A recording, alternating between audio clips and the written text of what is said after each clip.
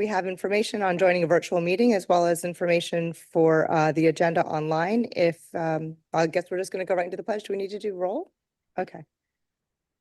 All right, so let's do roll first and then the pledge. At this time, I'm only asking those board members attending in person to respond by saying here when I call your name. I want to remind you to unmute your microphones by pushing the button on the base twice prior to responding. Alternates, please also state your name if you are attending on behalf of a board representative. Millery Senate.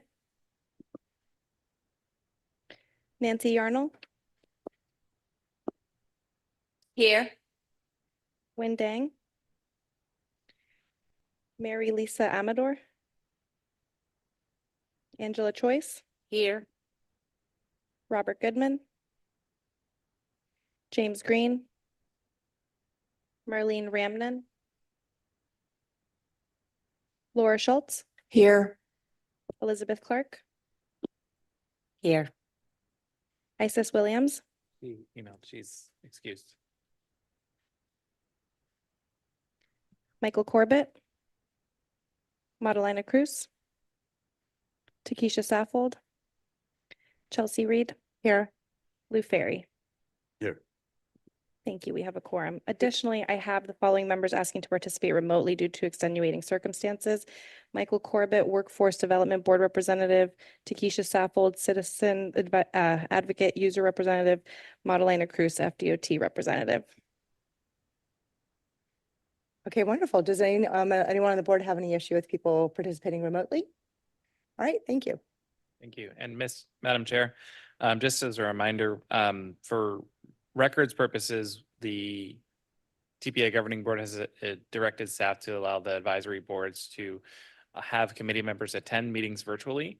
However, voting on items is required for in-person attendance. So we do allow members to participate, but for the records, we will have those showing as absence in the meeting, but participation is allowed. So thank you. Excellent, thank you. So will everyone please join me in the Pledge of Allegiance?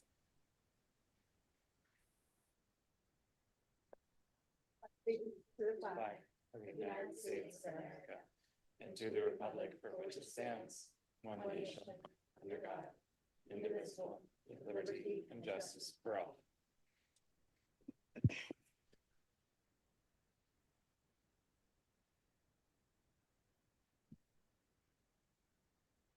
No, Madam Chair.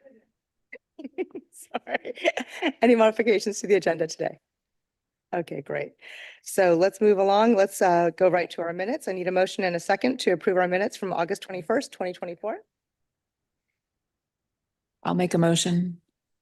I'll second. All right. Do we have everyone's names for the motion and the second? All right. All in favor? Aye. Any opposed? Motion passes unanimously. All right. We're going to move right along to general public comments. Instructions on how to provide public comment is included in our agenda. Do we have any public comments today? No, Madam Chair. All right. Lovely. Thank you. Do we have any comments from the board before we dig in? None? All right. So anyone who's out there in Zoom land have a comment before we dig into the meeting? No, Madam Chair. All right, great. So let's move right into our liaison report. We could have Brian Rusher, our TPA Deputy Director of Multimodal, review the report with us, please. Thank you, Madam Chair. Getting the presentation pulled up. So for those of you who don't have the printed copy, we should take a moment to congratulate our fair chair. Our Mayor of Palm Beach Gardens, Chelsea Reed, has received the award by the Commission for Transportation Disadvantaged to be the elected official of the year. So congratulations, Chelsea. I know it's been a hot minute since September. It feels like it's been an age, but we have our nominating individual. Lou was here to help accept the award on your behalf with Vice Mayor Marino. So Lou, do you want to share a few words? Thank you very much. For the record, Lou Ferry, Senior Manager of Paratransit Palm So, Sorry, Lou, is the microphone working? Can you press it twice? twice, maybe I pressed it 3 times. All right. For the record, Lou Ferry, Senior Manager of Paratransit for PalmTran. So this is actually a really awesome award. It's the elected official of the year in the state of Florida. So it's any elected official that's involved in transportation in some way. So I felt it appropriate to honor our chair here. not only for what she does here for the LCB, but also for the TPA. And I think what really resonated was I sent the video of when we did our challenge to ride Palm Tran, and you were on there and talking to customers and really showing that, you know, transportation does mean something to you. So if you're not someone that just talks the talk and all that, you walk the walk and you ride the bus. So we're very honored to have you here, and we think it's all it's yes. Okay, I'll sit. All right. So with that, we are going to request a brief adjournment. I believe you have a nice piece of hardware that was given to you. Yes, so if it's possible, we could get members of the LCB, past, present, future, and staff to please come forward. So if you all want to join us, and for those online, we'll take a brief remission.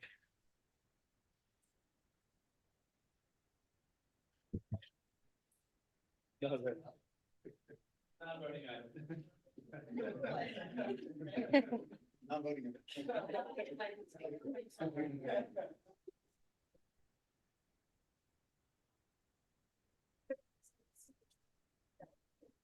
can be the back row.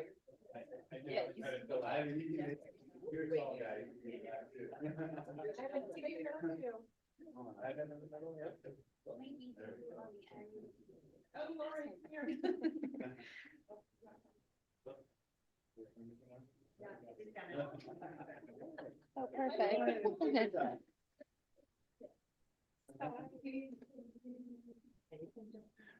For those online, please continue holding.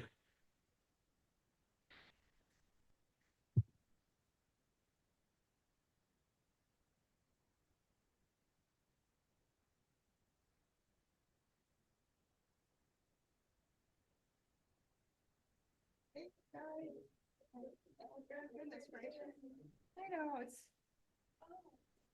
pretty cool. As we mentioned, being in person is always great because you get to be included in the group photos. So just wanted to take a moment to thank Chair Reed for all of her hard What are we work. gonna win next year?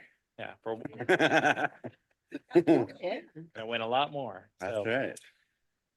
moving forward, there are other wins that we get to celebrate as a transportation community. So on the liaison report, there are a number of events that I just wanted to highlight that have occurred over the past few months. So starting with the Port St. Lucie connection, this actually coincided with the Commission for Transportation Disadvantaged in Florida Public Transit Association Conference. So the Port St. Lucie Express launched September 22nd at the start of the conference. We're very excited that that service is operating well, and it's bringing people from Port St. Lucie into downtown. The conference itself was also, I think, a great success to have partners from all over the state and from the country come and talk to us about their transit operations. And of course, the TPA hosted a bike ride. So at the end, I'll welcome member comments if anybody wants to share their experience at the expo. I know I saw Elizabeth and Michael Corbett at the expo, kind of checking out all the vendors.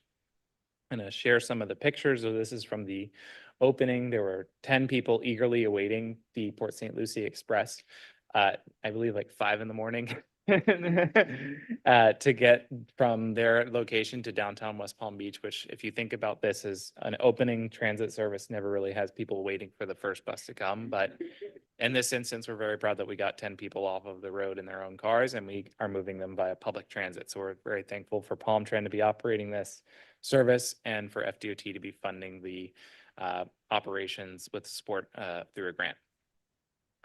At the FPTA, we obviously had some awards. So pictured here is Lou and Vice Mayor Marino accepting the award on behalf of Chair Reed, who was attending, I believe, the National League of Cities conference and presenting her wonderful work from Palm Beach Gardens. We also learned about new transit services that are potentially coming from the city of West Palm Beach on US 1. They're looking at launching fixed route service as well to run along US 1 between approximately Northwood and Belvedere. The bus rapid transit service called the Sunrunner in St. Petersburg, Florida, which is a limited stop bus, pretty much an express bus that connects the downtown to the beach in St. Petersburg. So we're very happy to kind of learn those lessons, draw upon their experiences, everything down from how fixed route transit pulls up to a level boarding stop You have to train your drivers for about 6 months to make that happen. And then the operational characteristics, how they're different with signal, head timing and different characteristics from general fixed routes. So Sunrunner was a really good experience. If you're ever in St. Petersburg, I'd recommend trying it out because it's a 1-seat ride from downtown to the beach.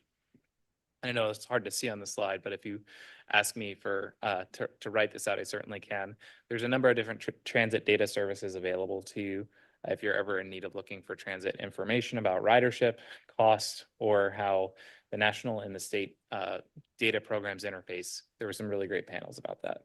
So quick takeaways. And then of course, if you haven't yet, please go check out the Clear Lake Trail. So this was a TPA funded transportation alternatives project. The city of West Palm Beach secured a grant through the TPA, about $1.5 million with additional money coming from the USDA and US Forest Service to plant additional trees. This is facing downtown West Palm Beach with just south of Palm Beach Lakes Boulevard. So you were able to bike about 1.5 miles on this existing pathway, which will eventually wrap around this lake. And the view of downtown is just absolutely phenomenal. It's a wonderful time of year to go check it out. If you have requests or needs, want to know how to do like a park and then go ride, let me know. I'll get you like some locations to go from there. Just some group photos. There was a pretty great showing at the Mobility Week bicycle ride October 25th. So everyone here pictured biked a whole 7 miles through the Northwest neighborhood and on the Clear Lake path to get around downtown. Just a few more logistical items. The TPA governing board will be held on December 12th. Prior to that, the CTD will hold its business meeting on December 11th. So if you'd like more information about those, please be sure to reach out. Additionally, we've not had as many member presentations recently, but we're really proud that Angela Choice stepped up today to make the pitch for the Florida Department of Veterans Affairs. If you'd like to do a member presentation or would like to talk to me about any agenda items that are coming up, please do reach out and be happy to facilitate that meeting. We are also happy to be hosting the Safe Streets Summit. So for those of you who are unaware, the Palm Beach TPA, Broward MPO, and Miami-Dade TPO all host this regional conference throughout South Florida. It is our turn to host in Palm Beach. So we are having our conference with mobile tours on the 6th and livability workshops on the 6th as well here at the TPA. And then on the 7th will be the actual conference date. We have speakers coming from the Netherlands, Utah, Phoenix, here locally in South Florida, and thought leaders from National Association of City Transportation Officials. So we have a really wonderful agenda. It's also a good opportunity to nominate Complete Streets champions and project awards and compete with our peers to the south on which projects are best. Registration is open, as well as sponsorships if any agency would like to consider sponsoring the summit and getting some notoriety through that process. And that's it. Thank you. All right, any comments to the liaison report? No? All right, well, thank you so much for the pictures and for the takeaways. That was great. And thank you everyone who attended the conference and expo. Let's move right along to our action items. The first one will be the motion to certify the fiscal year annual reporting report, or the AOR. So we're going to have a presentation from Palm Trans staff on this item. Good afternoon. Thank you.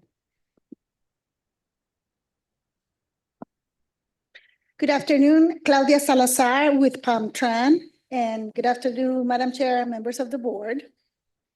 I usually visit you twice a year. The first time of the year, we go over a rate model and we go through our numbers and you help us decide what the rate that we're going to bill the Commission for Transportation Disadvantage. And then at this time of the year, we would have submitted an annual report, and we also show you a summary of what that report covered. And again, we need your approval so the commission can also present it to Tallahassee. The annual operating report, again, is financial information as to how we use the dollars that are received from the Commission for Transportation Disadvantage. And with your feedback, the summary that I'm going to give you has a lot of numbers because we report only on what we bill to the Commission for Transportation Disadvantage. But because of what you do, you asked me to include all of the trips as we move on from one year to the next. Again, the requirement, it's an annual report, has to be submitted by September 15, which we did. If there are any comments for the commission, again, we have submitted those. It has been completed, and that's why we submitted to you now, because they submitted to the governor in January. The Commission for Transportation Disadvantage asked us to report information on our ADA trips. And again, ADA trips are a requirement for anybody that has fixed route. And anybody that is within 3/4 of a mile of a fixed route should have access to the service for PAMTran connection if they are unable to access it on their own. Paratransit trips under this program means anything that is outside that area of the 3/4 of a mile. But the definition for transportation disadvantage also says that it's anybody that, again, is disadvantaged and that it doesn't have equal access to transportation. So these initial numbers of our year show that the total trips for connection were 762,265 trips that they completed.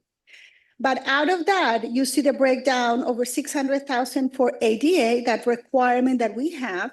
But 19% of the total trips, 143,627, are for those trips that we go beyond the ADA requirement. So there are people, again, in Palm Beach County that they are transportation disadvantaged because they are not close to a bus route, and we get to offer the service.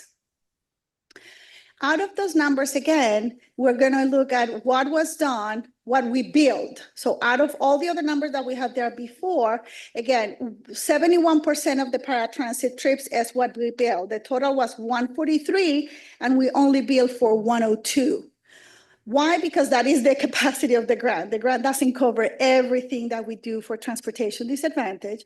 And on top of that, you will see the numbers. We also have bus passes. So again, bus passes are for the regular fixed route, but we have a program, the Transportation Disadvantage Program, in which Palm Beach PAMTran Connection vets the applicants.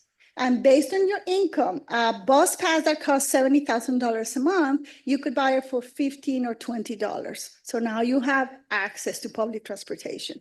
And we are now billing part of those trips to the grant, and now we are reporting on those. We didn't used to do that before, but we did at the direction of transportation disadvantage for the ones that have been here in years prior.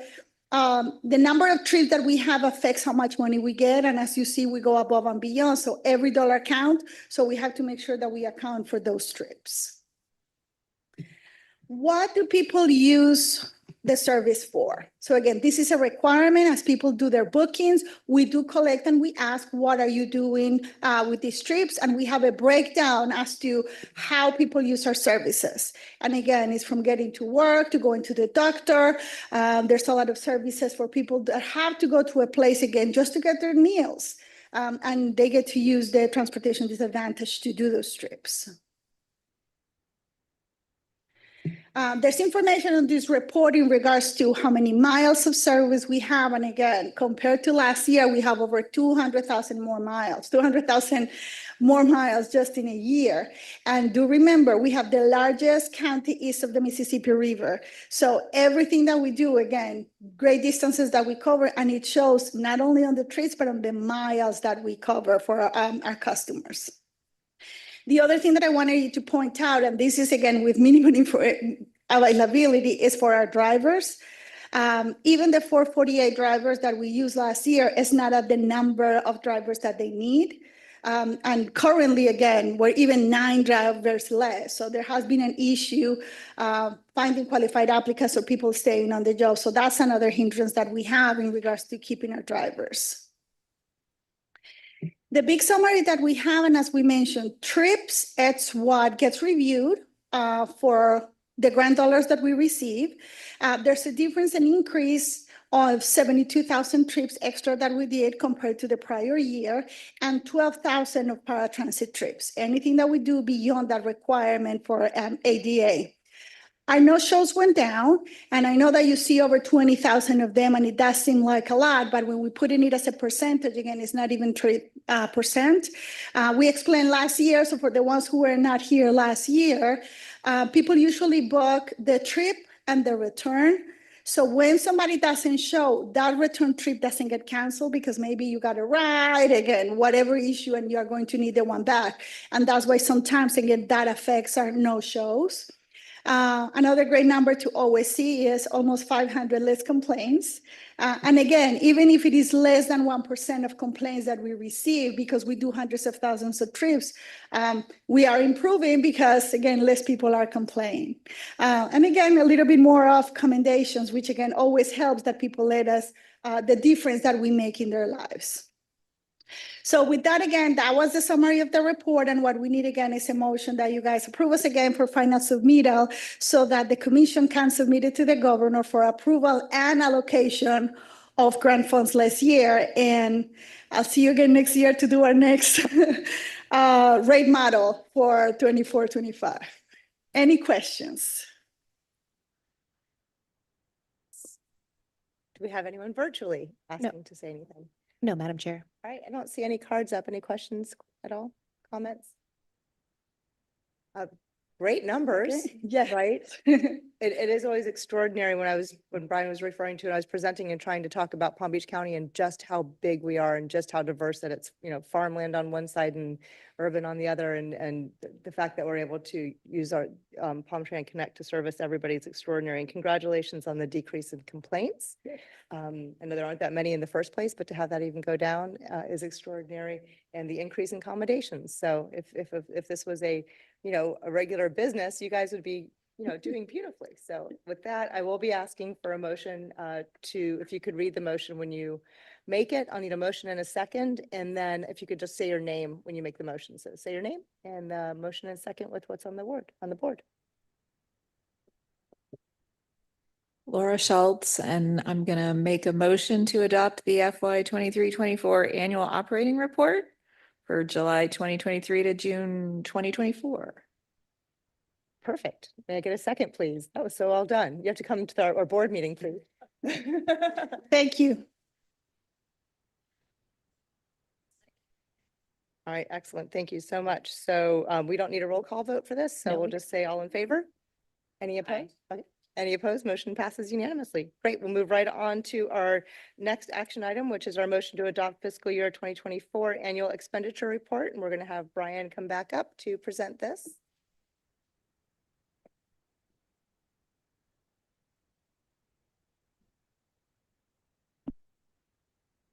Thank you, Madam Chair. Brian Ruscher, Deputy Director of Multimodal. So this presentation is much shorter. The annual expenditure report is a required report that we have to provide, and it directs all federal and local government funds spent on the transportation disadvantaged trips. So this is a continuation of the AOR. These are more or less submitted hand in hand to the Commission for Transportation Disadvantaged. As you can tell, this was provided in the backup. It's a one-page summary, which really only looks at a portion of the trips. So in terms of expenditures, we're showing 47 million, give or take 700,000, with about 800,000 trips with an operating subsidy or capital allocated to them. And then the rest of the information is blank. So we've provided comments on this form, and it's the requirement to continue reporting, because it is kind of a duplicative effort that we've identified that we think we could cut back on at the state level, but nevertheless, the CTD requires us to move it forward. So with that in mind, we're going to request a motion to adopt the 2024 AER, please. All right. Thank you. Got to do the housekeeping. All right. Anyone out there, public comment or any other board members? No, Madam Chair. All right. I don't see any cards up, so I'm asking for a motion in a second to adopt fiscal year 2024 AER. And please do state your name. Laura Schultz, and I'm gonna move to adopt the FY 2024 AER. Perfect. And I'm asking for a second, please. Angela Choice, I second it. Beautiful. All right. All in favor? Aye. Any opposed? Motion passes unanimously. Thank you, Brian. Thank you. Okay, so we are moving right along. Bear with me.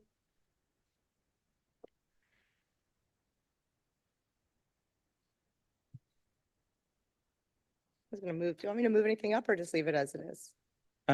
We could move the presentation from Angela Choice and the presentation by Executive Director Maldonado up, and then the member training to the last item of the Yeah, I agenda, if think that's this might be a good idea. acceptable. Do you mind?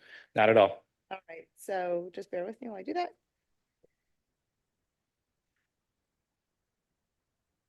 All right, well, we do have a report and I can't find the exact words for it. So Palm Tran has come to do a report for us today. And so we're asking the Executive Director, Ivan Maldonado, to come up and give us an update. We're going to bump you up on the agenda because I'm sure you have some things to do. So would you mind coming on up to give us your report, sir? Yes, sir. Yep, Item 3C. Thank you, Ivan. Thank you. here we go. So just to clarify for reference, this is the Palm Tran Connection Surf. We're going to do a planning discussion, please. Yes. Thank you, and good afternoon, everyone. Good afternoon, Madam Chair. I think I came here almost 4 months ago, introduced myself, or 3 months or so ago. Introduced myself as the new Executive Director for Palm Tran. First of all, I want to tell you that you do a magnificent job here.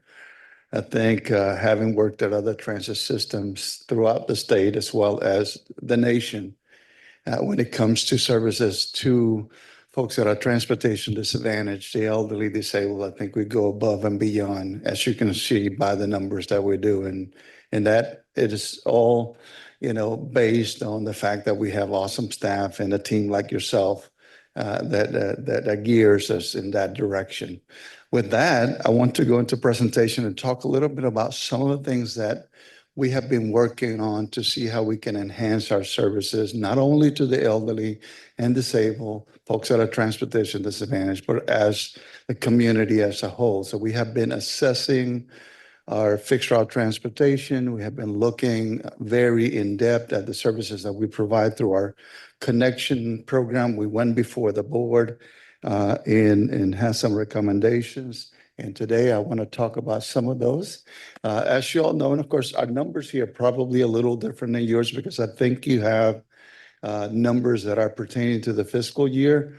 And these were projections for towards the end of the year. So if you look at the squares at the bottom, the orange squares, we were projecting about 823,000 trips on our ADA transportation for connection. I think we've already surpassed that number of projected 118,000 trips for TD. I just saw the number for the fiscal year was about 143,000 based on the numbers that we saw. And just to let you know, our fixed route transportation, and we were looking at the numbers this fiscal year, and we went almost $1 million trips from last year to this year. We're almost back up where we were at pre-COVID.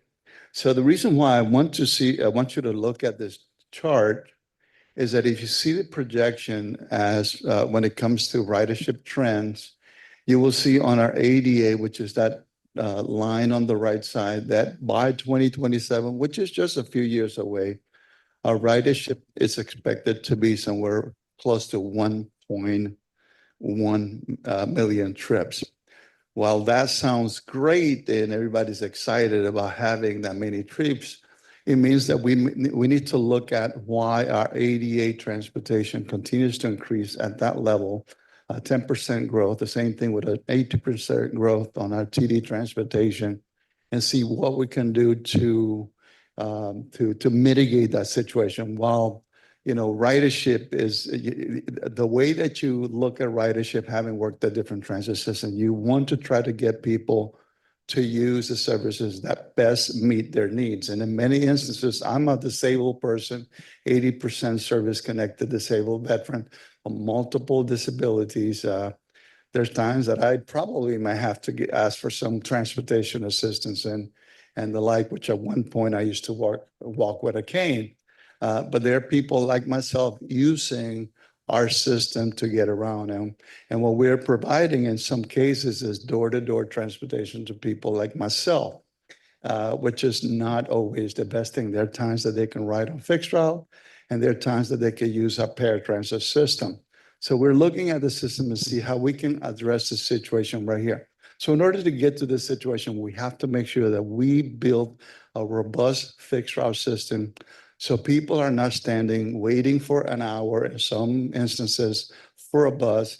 And then you have people who are transportation disadvantaged or ADA complementary transportation dependent folks that could say, hey, you know, today is a beautiful day outside. I may want to take the bus instead of actually being picked up door to door.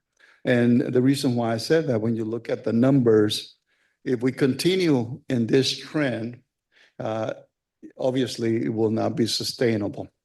So, so I wanted to show you the effect of what we're seeing right now. This is actually our connection peak demand.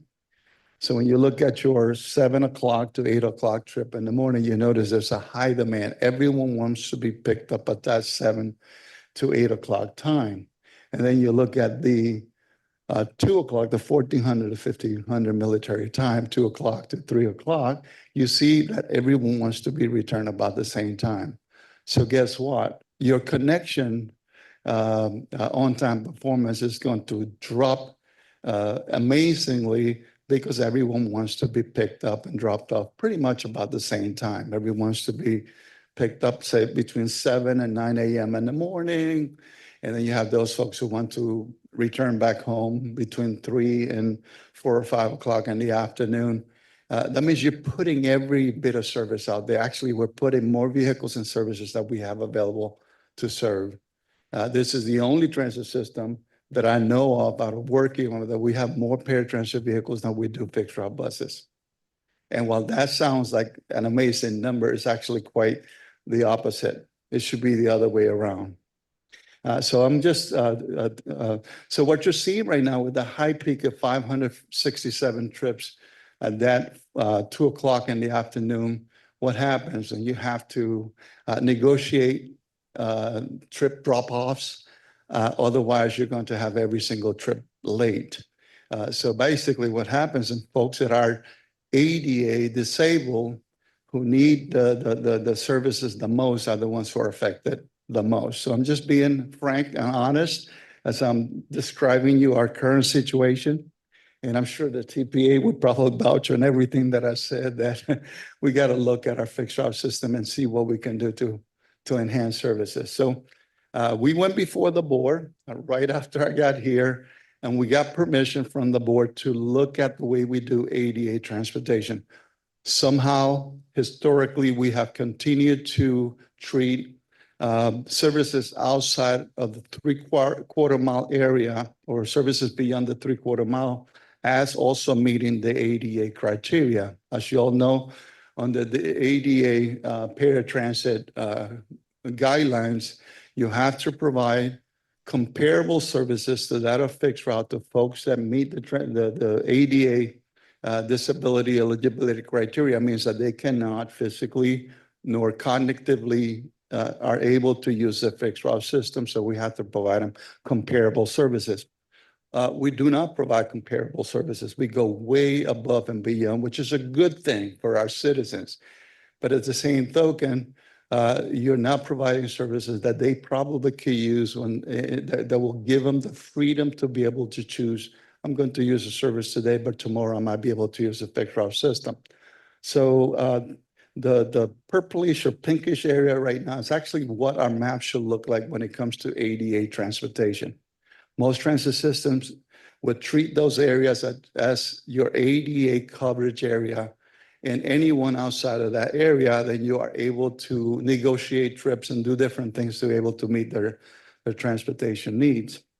So needless to say, we went before the board. The board gave us the okay to move forward, creating what we call a Connection Plus program, that it provide alternative transportation, that it still provide the services that are needed to the folks that live outside the three-quarter mile area.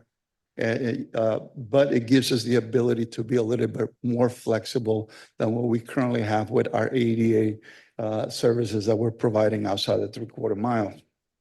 And with that said, I want to show you a couple of pictures. Go Glades is an example of something that we could implement out there. Go Glades right now, while in the future may need to be readjusted because when you have services like that, that you can basically schedule your own transportation anytime you want to, at one point, that number is going to continue to increase. And you will have to have more vehicles and more resources out there. So we'll have to look at that area in a couple of years from now and see how we can enhance that service so we are able to stay within budget and at the same time provide services. We want to be good stewards of our citizens' tax dollars, and we're looking at every service that we're currently operating. But this is just an example of what you could potentially see in other areas. We recognize that we had three areas where we have very low fixed route ridership. And it was one area in Riviera Beach, Royal Palm Beach, and Boca Raton. And in September, we implemented what we call bus link. That is actually a modality of transportation that most people know as the first and last mile service, or TNC, which stands for Transportation Network Companies, where the customers are able to get an $8 voucher to use Uber or taxi cab. They're able to be picked up from a bus stop anywhere within that area and then return back to a bus stop. We have seen a tremendous number of trips since we started. We've seen about 7,700 trips since September, very successful. But what we did with that is the funding that we were able to save by implementing these areas, just readjusting our systems, we were able to enhance multiple routes. And I wish I had the slide here. I don't have it right in front of me. Some of those routes, the ridership have increased between 7% in ridership increase to 38% in ridership increase, just making those minor tweaks. There they are. Those are the three routes. I didn't think I had that slide here, but just those adjustments, we were able to look at the Route 3. You've seen a 16% increase in ridership, 7% increase in ridership, and on the Route 10, the Route 33, a 38% ridership increase, and the Route 40, a 15%. It's just, all it is just basically looking at your system and seeing what else can you do out there to enhance services, meet the transportation need. And what I'll tell you about first and last mile, a lot of folks may not live, actually I live in Palm Beach Gardens. I'm a little too far north of the closest route to us, but imagine me having a service like that. I'm able to actually get somebody to take me to a fixed route so then I can continue my commute. I will gladly park my car, but that's not the case at this time. And that's what we're seeing. We're seeing a lot of people now connecting, using the system to go to places. One of the testimonies that we have recently talking to another mayor was that a friend of his used the service because they went out for a night social, realized it was not a good thing for him to drive. So he actually called BusLink and was able to get connected to basically taken to his house. So he was close to bus stop, or 800 feet from a bus stop. As you can see, these are some of the things that we can see enhancing when we look at. And I'm sure you probably have heard this from the TPA. They were the ones who actually authored the 561 plan, where you're looking at 5 north-south connectors with more frequency of service, 6 east and west, and then 1 coordinated system where we are connecting with Tri-Rail and just basically promoting regional travel. A lot of folks are looking at not just traveling in this county or in their respective communities. They want to go different places so we're looking at new mobility on demand zones in the future. We're looking at building up bus rapid transit corridors. We have been basically kindly informed by FDOT that we will be seeing additional funding to improve 2 routes that are very significant to us, which is the Route 43 that runs east and west on Okeechobee, and the route, I believe it's the Route 60. You probably know them better than I do. I'm still learning some of the routes that also connects east and west, that will provide us the ability to do 15-minute frequency east and west. And I know there's funding that have been dedicated through the TPA for us to look at the implementation of future bus rapid transit services where you have dedicated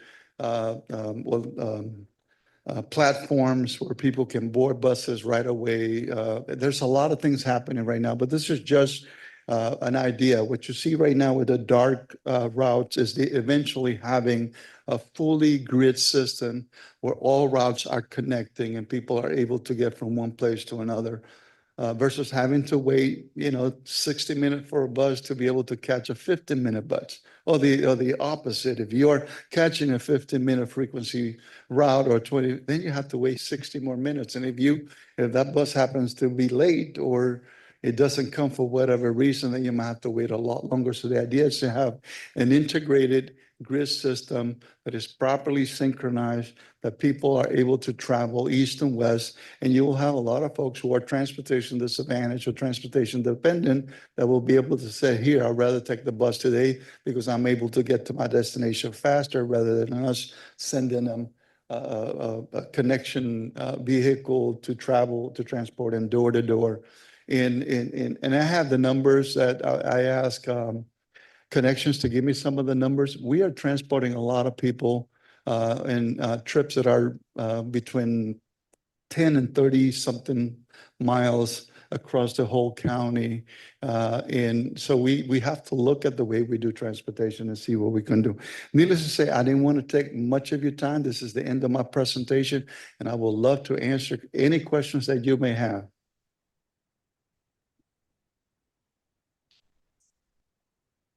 Every time. All right, here we go. Do we have any comments from the public or any comments from anyone virtually? No, Madam Chair. All right, lovely. Any comments? Yes, Laura, please.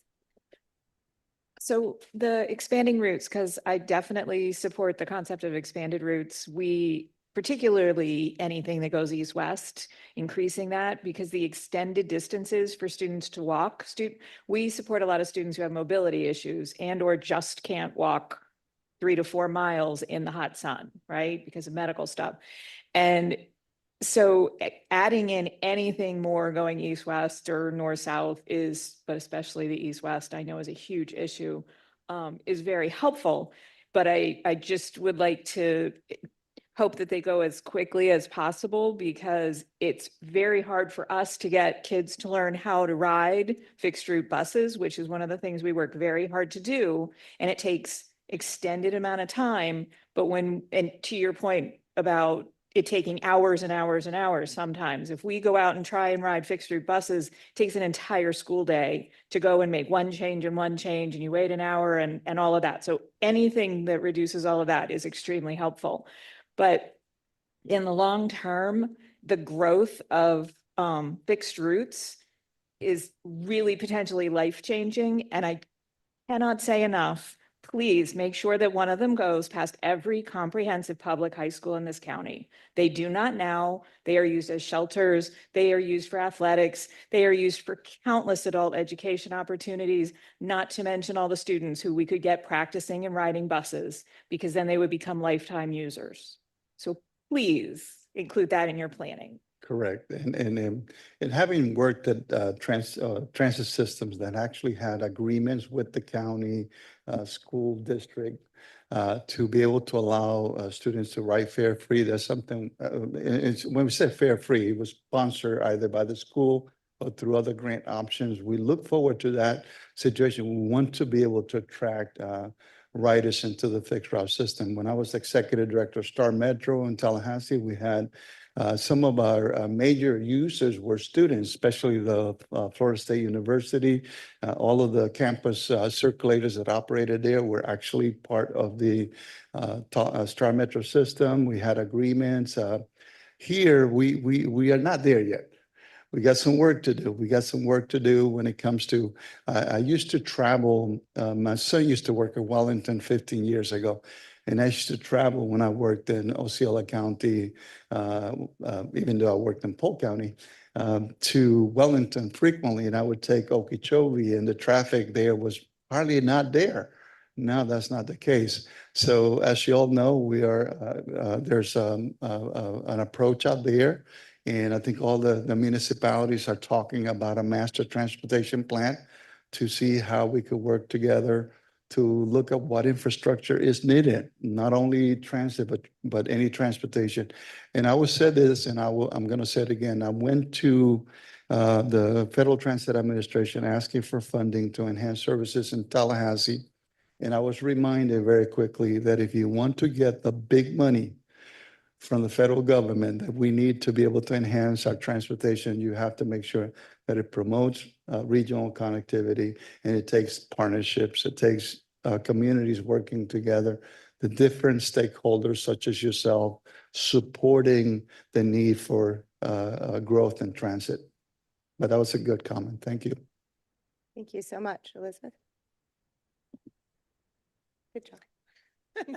I need a little. I know, pat good back.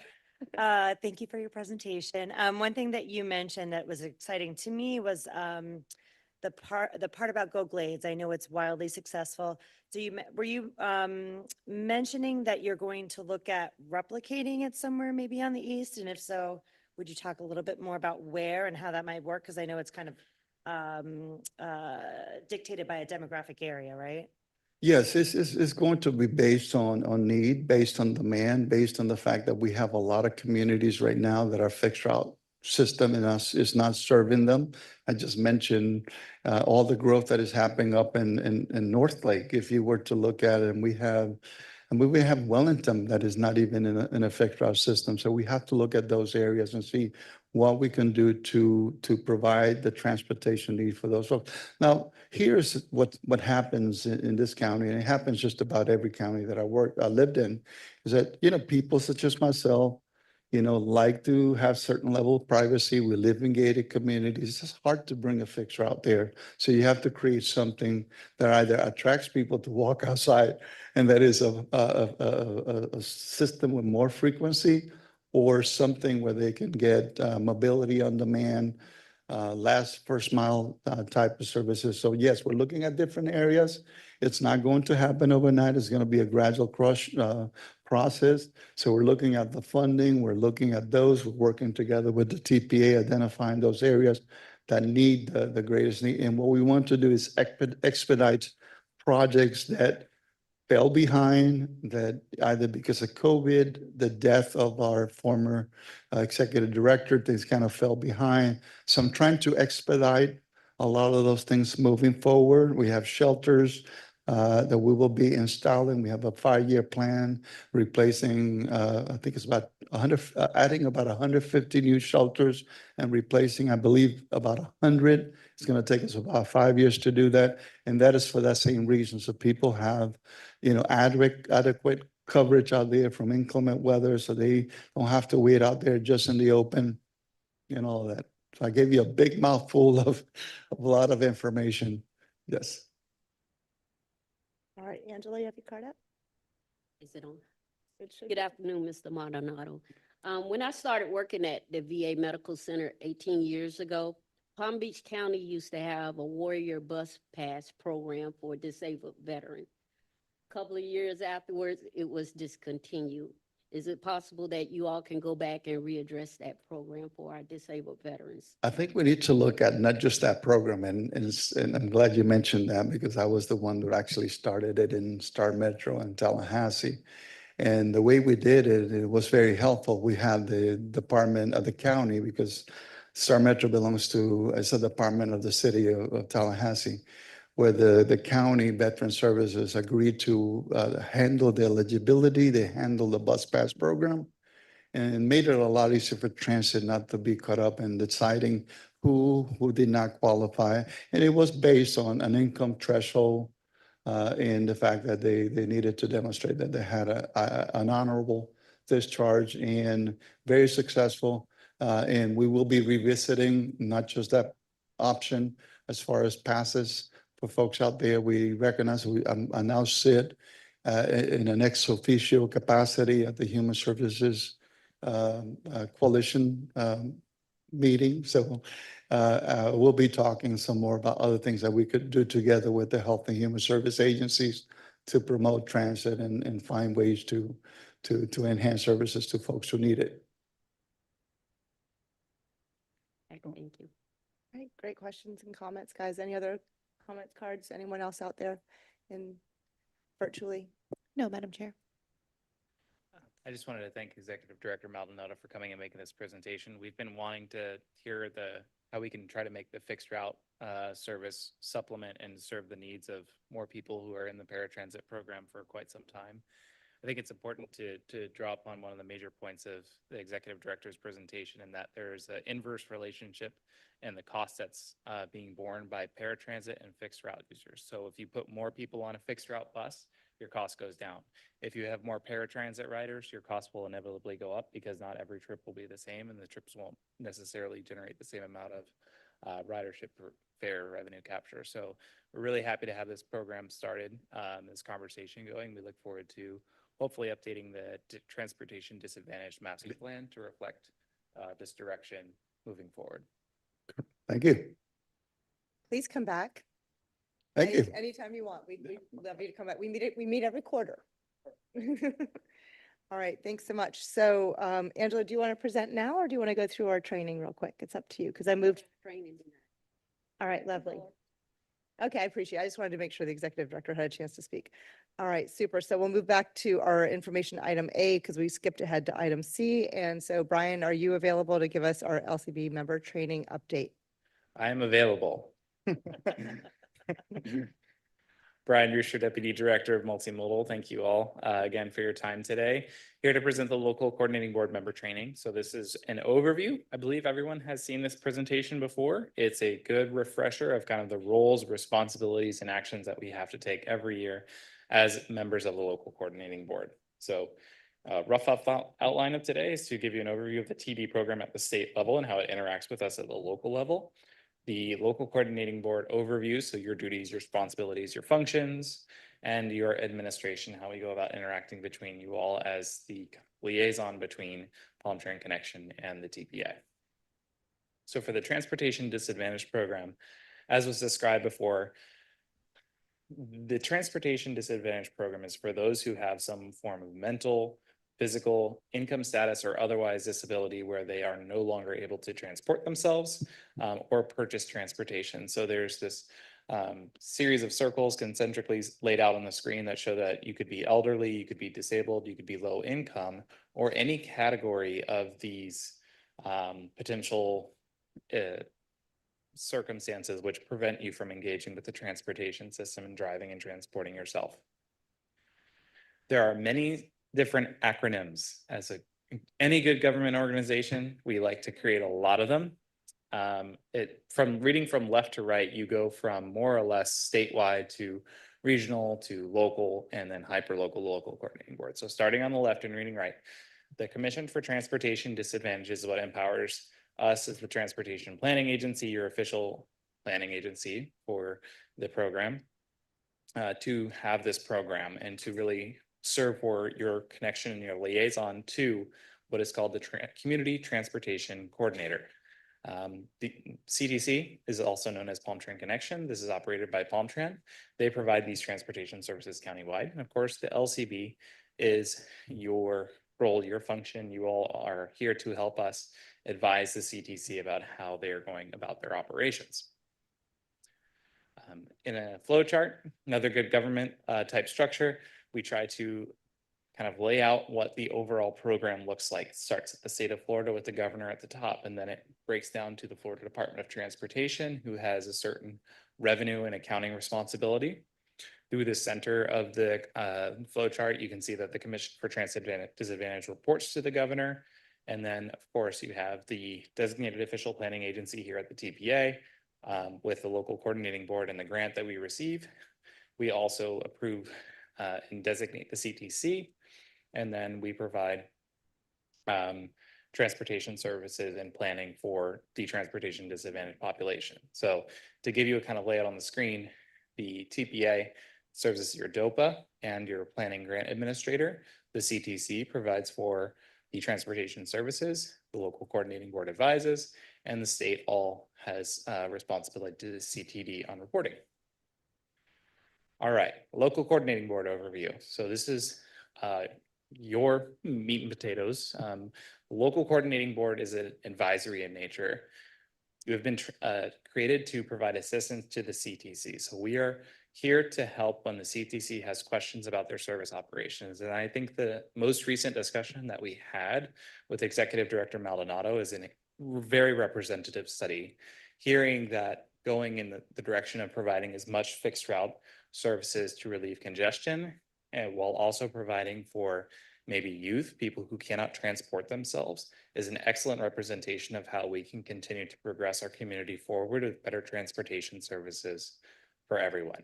So that's really a core function of ours, and I'm hopeful that in the August LCB meeting, we'll have an updated transportation plan for disadvantage that actually reflects some of the changes that we were just discussing. And will obviously require, Board of County Commission approval, working closely with Palm Trans staff, but we're trending in the right direction. Our composition is made up largely of state government entities. We do have a few citizen and private industry advocate roles. We have a couple of vacancies currently at the moment. We're representative for the elderly, a private transportation industry provider, and the Florida Department of Vocational Rehabilitation has a vacancy as well. So if you know anybody at these agencies or anyone that might qualify, please reach out. Chair Reed and I were discussing what the threshold is for the elderly, and I will not disclose what she mentioned, but the threshold is at a minimum of 60 years old. So if you know anybody in that age category, please have them reach out to us. We will happily accept an appointment for that seat. The duties of the LCB are laid out on the screen. We performed 2 of them today. Many of you have sat also through a CTC evaluation. Thankfully, none of us have sat through a grievance procedure yet, which is great. And I think Lou's shaking his head because even he hasn't sat through one, which is wonderful. We have to, of course, appoint a vice chair. We have bylaws and the grievance procedures itself also to be approved by the committee. And of course, the Transportation Disadvantage Service Plan is a core function of the LCB. We have to, as I mentioned before, a really strong emphasis is placed on the Transportation Disadvantage Service Plan. We do minor updates every year. So this is just looking at kind of what's changed in the census. Is there anything that's notable? Service changes that have been proposed. And then every 5 years, we go through the redesignation process of the CTC, providing transportation services. That's more formal, requires a larger update, but the next time that happens, I believe, is in 2028. So we have a little bit of time before what we would call a major update to the plan. The CTC evaluation happens approximately through from February to April. We have in the agenda, and you'll see it eventually, the timeline for what this looks like, and we hope that everybody participates. At a minimum, we ask all LCB members to ride Palm Tran Connection services. So you work with Lou's team to schedule a normal or kind of off the beaten path trip, depending on what your schedule and your availability look like. So many of us work at government agencies, but you want to see what happens at, let's say, the VA or others agencies. If you want to go to dialysis center, there's lots of pickup and drop off there. We can help facilitate that. We also ask to have each of you call people from the system and have you interview them. We've heard recently about some of the challenges of engaging with the public locally. This could include people who don't speak English, people who are hard of hearing, and otherwise. So we're working on how we can better address that by providing surveys in different languages, so that if we have someone that is an English speaker who calls and they're talking to someone who speaks Spanish, they can send them a link to a survey rather than having them try to interview them on the phone. Lastly, for the LCB administration, we are governed largely by Florida statute. As much as it seems like the TPA has its act together, very good and very well, largely that is governed through the Florida Administrative Code and Chapter 427 of the Florida statute. So we are set out in our policies and procedures. These are very straightforward. All of the rules around sunshine and ethics still apply to this governing board, to the coordinating board. Nevertheless, we've never had issues with that. It's just always a good reminder that sunshine law does apply to this committee as well. LCB attendance is required from the members. We don't have very many meetings throughout the year. We have 4 meetings throughout the year. 3 consecutive unexcused absences will result in the rescission of membership. an excused absence is that we typically require people to let us know that they're traveling at least one day prior to the meeting itself. And of note, we do want all members to attend in person if possible. There is a process for grievance procedures. I'm not going to go through this full slide on the screen. More or less, in simplistic terms, it's a two-step process. First, are we able to resolve the complaint at the CTC? If it's a safety-related response complaint, there's a higher standard and threshold and scrutiny applied to the complaint. And if not at the CTC, then the request comes to us as the designated official planning agency through our grievance procedure process. The grievance procedures, we have our committee. I forget which members are on it, but we appointed it at the last committee meeting. I think Chair Reed, Wen Dang, and we had a third. So you'll have to excuse me for forgetting who that was, but nevertheless, we still have one. There's no abstentions from voting, so this comes up from time to time. If we have an action item which maybe is contentious, let's say we're talking about service planning, that actually can be something where your agency may not or may not want to have a vote on this and you would want to abstain, but our bylaws do not permit abstentions from voting. So if you have a conflict of interest, that's a different circumstance, but we don't believe that there's any conflicts that could potentially arise from this. Unless there's, let's say, private transportation industry who's pursuing a contract or something of that nature. So if that's the case, we have a process outlined for that already in the TPA's bylaws. So as I had mentioned before, we have a timeline for the remainder of the fiscal year. So reading on the screen from left to right, the July 1st started the fiscal year 2025 fiscal year. Our first meeting where we had our TDSP update, grievance procedures and bylaws updated was on August 28th. Shortly thereafter, we had the workshop for the CTD that was held at West Palm Beach along with the FPTA conference. We are currently in November, although it feels like we're still in fiscal year 23. We've obviously passed our AER and AOR today. We're having our member training, but I really wanted to highlight the coming meetings that we'll be having in February, especially Safe Street Summit first and foremost. It's not shown on the screen, February 7th, at West Palm Beach Hilton. The second meeting, or excuse me, the third meeting that we'll have in the first quarter of calendar year 2025 is going to be on February 26th. We will kick off our CTC evaluation at that time. That's the time frame we expect all of the LCB to ride paratransit service. So if there's something that you really wanted to see in Palm Beach County, like the VA, or if you wanted to go to Palm Trans headquarters and maybe get a tour of what they do and the people that they're interacting with, we can set up that in advance, but just make sure you hold some time between February and I want to say May to make sure that you have the availability to ride Palm Trans Connection. Thank you. That's all. Excellent. Thank you. Any public comment or anyone virtually have a comment? No, Madam Chair. All right, I don't see any cards up, so TPA does a great job being the DOPA for TD-LCB. Come up with a better acronym. That's not the greatest one that I've seen before. Great All right. presentation. Thank you, Mayor Reed. And we're all looking forward to, I actually have a hold on my calendar from February 26th until May 1st to make sure I scheduled to ride. So Thank you. I think we all enjoyed it last year. Definitely take the time for the tour if you can, because that was actually one of the most illuminating parts for me, especially talking to the customer service representatives that actually are picking up the phone and then listening to the rides come in. Just, it gives you, we have a better view on this. I hope our commissioners one day will decide to ride and take a tour too. Certainly. We're all going to be making these decisions together as things change. Mhm. All right. Thank Absolutely. you, Brian. Thank you. All right. Let's see. We jumped around. So now we're on to information item B. Angela, do you want to head up to the podium?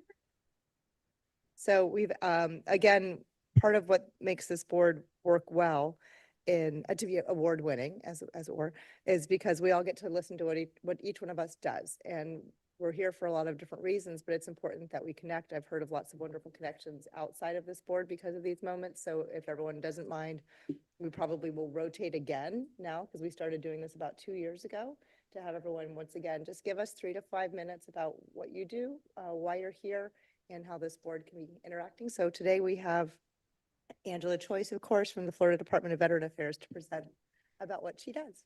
Thank you. Good afternoon, Madam Chair and the rest of the board members. My name is Angela Choice. I've been with the Florida Department of Veterans Affairs for 18 years now, working towards my retirement. Woo-hoo. And with that being said, make this quick and easy for us. Oh, I got it right. So the Florida Department of Veterans Affairs, we are a government agency of the state of Florida under the authority of the governor of the Florida. Ooh, is that too loud? Oh, okay. Helping veterans and their family members receive benefits that they may be entitled to. All our services free of charge. I know that we have some of the scammers out here in on the economy out here lurking around. And when they look at veterans, they see a dollar sign. So they actually charge the veteran or their family members with filling out these applications. And I'm talking about in the thousands of dollars. They like to lurk in the assisted living facilities or the nursing home.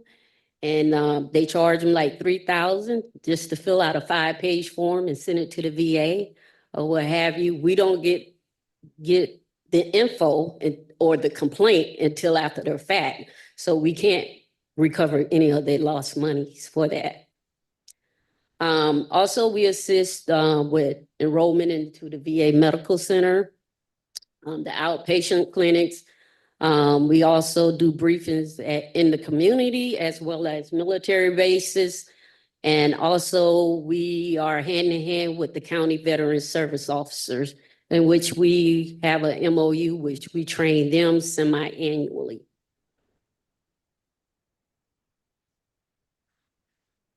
The VA, everyone thinks that the VA is all in one. The VA actually has 3 different entities under its umbrella. The Veteran Benefits Administration, those are the one that handles benefits such as compensation, education, home loans, anything that's a monetary benefit. Survival spouse benefits, they handle that as well. The VA Health Administration, they are the one that handles the medical care. The National Cemetery, that is burial.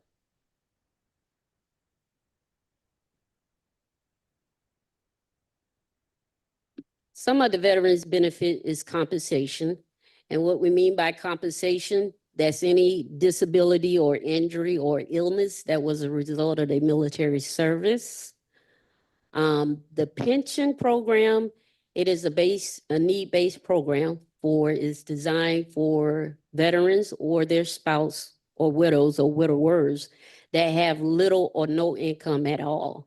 So if they fall up under that threshold, they can get a pension with the VA. Also, we assist with the survivor benefits. If a widow or widower comes into the office, we will help with the application process. As long as he or she have the proper documents, we help do the application for the survivor benefits, as well as burial benefits. Long as the veteran has an honorable discharge, he can be laid to rest at any national cemetery, no charge for the plot or the headstone. Also, the spouse can be laid to rest at the National Cemetery as well. If they have any children that's under the age of 18, they too can be laid to rest at the National Cemetery. And if they have any helpless children that was deemed helpless prior to their 18th birthday, they can be laid to rest at the National Cemetery. We also help assist with hospital enrollment at VA, application for education, whether it's the veteran or whether it's the children of the veteran or the spouse of the veteran. We also help with the home loan guarantee application, with them getting the proper documents to the VA and what they need. And also we help with the nursing home, the state nursing home. So the Florida Department has 8 nursing homes and 1 domiciliary, which is located in Gainesville. So my job as the supervisor, I oversee all the paperwork that comes through my office. And also with the nursing home, I have to sign off on the packet to make sure that the veteran is meeting all the requirements and that he has the proper documentation and that he has an honorable discharge to be enrolled into the state nursing home. And if the veteran is rated 70% or more, the VA will pick up the per diem for that cost. It would be no charge to the veteran.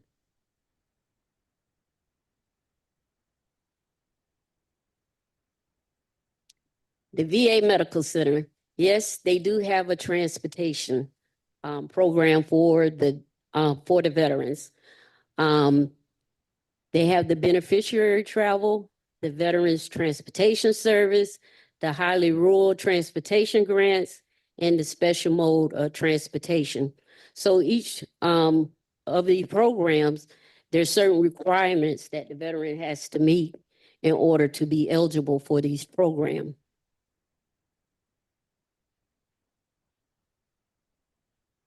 The beneficiary travel program, if the veteran is rated 30% or more, the veteran can fill his travel voucher out and VA will pay him or her mileage from coming to that appointment. So this is the only agency that pays for you to come to your appointments.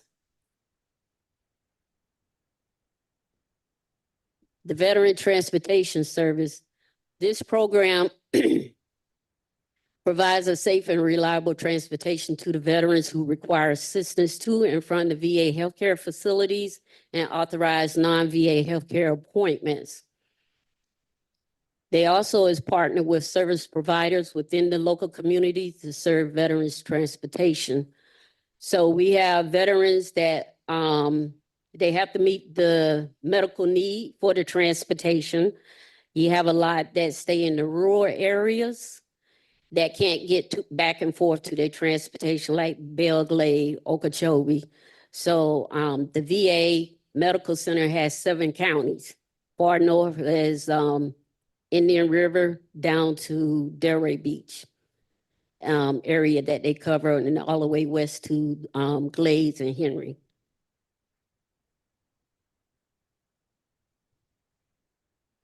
The highly rural transportation, this grant, it provides money to Veteran Service Organization. I'm quite sure you heard of the DAV, which is the Disabled American Veterans, VFW, the American Legion. So these organizations, they provide transportation for veterans that's out in the rural area and bring them to the VA as well for their appointments. So they will call that particular organization and schedule appointment to be picked up and brought to the VA, and then they do take them back home in the evening time.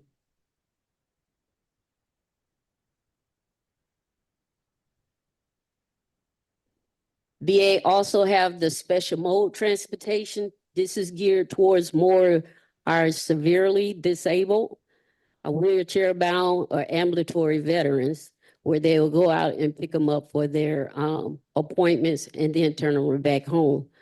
If they have to go, for special exams and it's out in the communities, VA will make that arrangement to come pick up the veteran and take them to the appointments as well. And that's basically it. Any questions? Any public comments or questions from our virtual friends? No, Madam Chair. All right, any comments, questions from our board today? Okay, I didn't know any of that. Oh, yeah, the VA Medical Center, they have a lot of programs for the veterans. They're going to try to meet every need that they have. And like I said, a lot of people not aware that VA actually, would pay them to come for their appointment. They pay them the mileage, just coming for their appointments. And, they have to take care of the veterans. They pay the price you know, putting their life on the line, trying to protect the company. So that's the least, you know, that they can do for our veterans, and especially ones that's totally disabled. We had a veteran that he was a World War II, excuse me, and he was 96 years old, but because of his mindset, he thought that he can drive himself. And he told me one day, he was like, look, if you guys take my driving privilege away, I just might as well kill myself. And I said, and he was a millionaire. And I said, but you have the money, at least you can do Palm Trans. It's only $3.80. Let me set that up for you. He said, no, he wanted to drive himself. He outlived everybody in his family. So he was basically up in North Palm Beach by himself. But he would drive to VA every day because he said it saves his life. He'd be drunk before 11 o'clock and stuff. But, you know, just working with them, it was very challenging at time, but to try to keep him safe and other people on the streets and the kids safe, you know, driving to work and stuff. So that was very challenging until he passed away. Thank you so much. Thanks so much for that. You're welcome. We Thank really you. appreciate your report. And we'll have to start voluntolding people for the next round. If not other special presentations, Pardon me? if not more special More, presentations. yeah, today was great. All right, so do we have any other partner updates today? Please. Sure. So, Microphone. Sorry, twice. now it's red. Okay. All right. Thank you. So I wanted to just inform the board, make sure you guys know. So the executive director of the Commission for Transportation Advantage, David Darm, he actually resigned. So they're going to have to look for someone else in that position. He said the first thing he's going to do is go see Billy Joel. He never saw Billy Joel live. So, all right, why That's not? what I'm talking about. Yeah, I know, right? So there are some changes to the makeup of the actual CTD board up in Tallahassee. Also, there's some new board appointments. We could probably give an update maybe next meeting about those. And also there's some new legislation about some reporting and things like that we could possibly highlight for next meeting as well, just to give everybody informed and all that. That's all. That's all I want to say. Thank you for everything. That's it? All right.